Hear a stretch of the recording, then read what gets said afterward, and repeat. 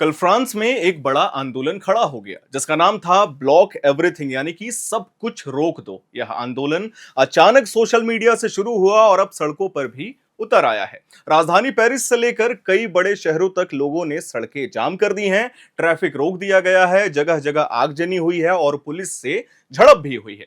France की police ने tear gas का इस्तेमाल किया और अब तक करीब 250 लोगों को गिरफ्तार कर लिया गया है। सरकार ने इस आंदोलन को संभालने के लिए करीब 80,000 पुलिसकर्मियों को तैनात भी किया है, लेकिन इसके बावजूद जगह जगह रुकावटें और तोड़फोड़ देखने को लगातार मिल रही हैं। असल वजह है 2026 का budget.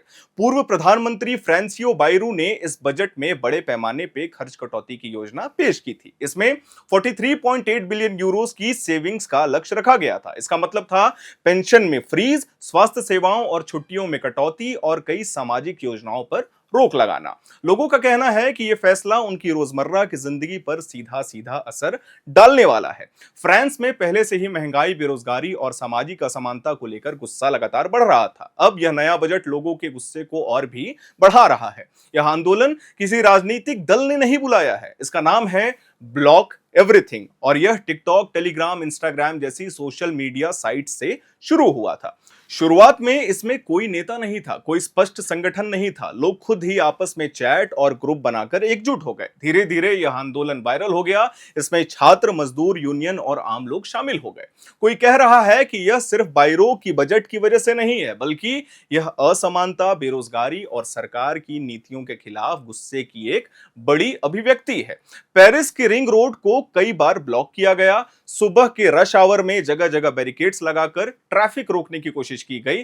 Gaire do not station पर लगभग 1000 प्रदर्शनकारी इकट्ठा हो गए और उन्होंने स्टेशन का रास्ता रोकने की कोशिश की, जिसे पुलिस ने कड़ी कार्रवाई करके हटाया है।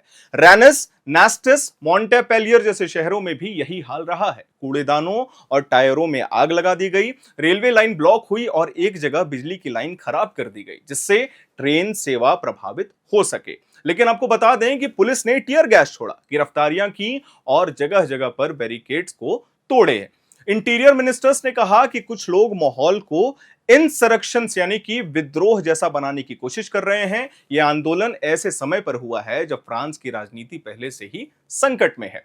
सोमवार को प्रधानमंत्री फ्रांसियो बायरू संसद में विश्वास मत हार गए और सरकार गिर जाती है। इसके बाद प्रेसिडेंट एमेन्युअल मैक्रोन ने तुरंत नया प्रधानमंत्री बनाया जिनका नाम था सेबेस्टियन लेकॉर्नु। लेकिन लेकॉर्नु की नियुक्ति के दूसरे ही दिन बड़ा आंदोलन शुरू हो गया है। यह उनके लिए एक तरह से बैप्टिज्म ऑफ फायर यानी कि आग से गुजरने जैसी पहली परीक्षा है। लोग मांग कर रहे हैं कि संसद को भंग कर दिया जाए, नए चुनाव कराए जाएं और बजट में फिर से विचार किया जाए।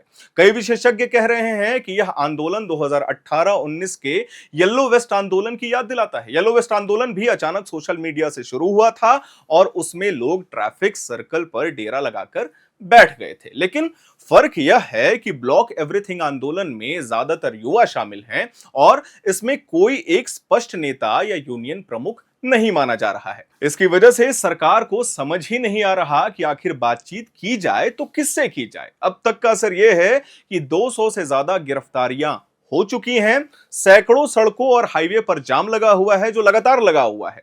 बड़े शहरों में ट्रांसपोर्ट सेवाएं बंद कर दी गई हैं। स्टेशन और मेट्रो सेवाओं पर भी इसका बहुत बड़ा असर पड़ा है। हजारों पुलिसकर्मी सड़कों पर तैनात हैं, जिनके चलते लोगों को परेशानी हो रही है। यह आंदोलन अभी अपनी शुरुआत में है। अगर सरकार सख्ती करती है तो हालात और बिगड़ सकते हैं। अगर सरकार बातचीत का रास्ता अपनाती है तो बजट और नीतियों में बदलाव की संभावना है। फ्रांस में असंतोष नया नहीं है। मैक्रोन की पहली टर्म में येलो वेस्ट आंदोलन हुआ। 2022 में जब वे दोबारा राष्ट्रपति बने तो पेंशन सुधार को लेकर के बड़े स्तर पर विरोध हुआ था। 2023 में एक किशोर की पुलिस फायरिंग में मौत के बाद पूरे देश में दंगे हुए और अब 2025 में एक और बड़ा आंदोलन खड़ा हो गया। इससे साफ है कि मैक्रोन की सत्ता लगातार लोगों के गुस्से और विरोध से घिरी हुई है। फ्रांस की सड़कों पर आज जो हो रहा है वह सिर्फ एक दिन का विरोध नहीं है। यह लोगों के उस गुस्से की तस्वीर है जो सालों से जमा हो रहा है। असमानता, बजट कटौती और सरकार की नीतियां इस गुस्से को और भी ज्यादा